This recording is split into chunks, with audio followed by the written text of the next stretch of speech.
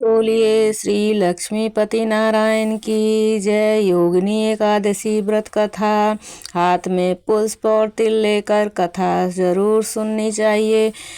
कथा।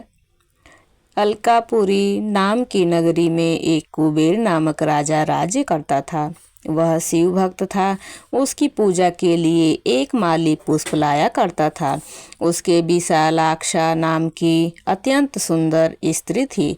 एक दिन वह मानसरोवर से पुष्प ले आया, परंतु कामासक्त होने के कारण पुष्पों को रखकर स्त्री के साथ रमण करने लगा और दोपहर तक न आया।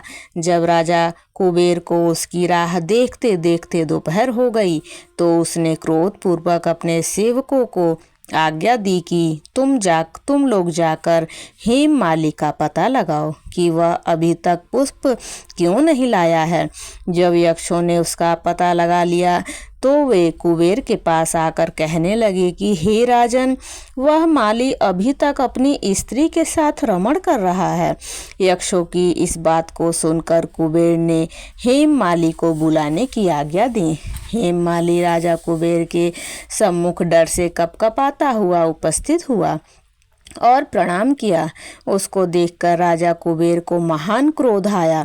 उसने कहा, हे पापी महानीच कामी, तूने मेरे पूजनीय ईश्वरों के भी ईश्वर शिव जी का अनादर किया है। इससे मैं तुझे श्राप देता हूँ कि तू स्त्री का वियोग भोगेगा और मृत्यु लोक में जाकर कोढ़ी होगा। कुबेर के श्राप के प्रभाव से वह उसी क्षण स्वर्ग से पृथ्वी पर गिर गया और कोढ़ी बन गया। उसकी स्त्री भी उसी समय अंतर्ध्यान हो गई। मृत्युलोक में जाकर उसने महान दुख भोगे, परंतु शिव जी की भक्ति के प्रभाव से उसकी बुद्धि मलिन नहीं हुई। वह हिमालय पर्वत की ओर चल दिया। वहाँ पर चलते चलते मार्कंडेय ऋषि के आश्रम में पहुँचा। वह ऋषि अत्यंत वृद्ध तथा तपशाली थे। उनको देखकर वह हेममाली वहाँ गया और उनको प्रणाम करके उनके चरणों में गिर पड़ा। इसको देखकर मार्कंडेय ऋषि बोले कि तूने कौन से कर्म किए हैं जिससे तू कोढ़ी हुआ है और महान दुख भोग रहा है। इस पर हेममाली बोला, हे मुनि, मैं यक्षदान कुबेर का सेवक हूँ। मैं राजा की पूजा के लिए नित्य प्रति पुष्प लाया करता था। एक दिन अपनी स्त्री के साथ विहार करते करते देर हो गई और दोपहर तक पुष्प लेकर नहीं पहुंचा। उन्होंने मुझे श्राप दिया कि तू अपनी स्त्री का वियोग भोग और मृत्यु लोक में जाकर कोढ़ी बन जा तथा दुख भोग। इससे मैं कोढ़ी हो गया हूँ और महान दुख को भोग रहा हूँ। अतः आप कोई ऐसा उपाय बतलाइए जिससे मुझे मुक्ति मिल सके।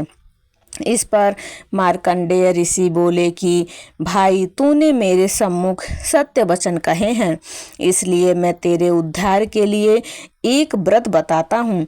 यदि तू आषाढ़ माह के कृष्ण पक्ष की योगिनी नामक एकादशी का विधि पूर्वक व्रत करेगा तो तेरे समस्त पाप नष्ट हो जाएंगे।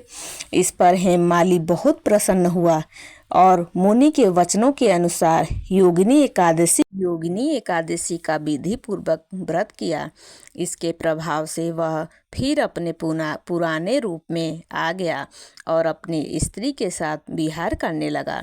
हे राजन, इस योगिनी की कथा का फल 88 सहस्त्र ब्राह्मणों को भोजन कराने के बराबर है।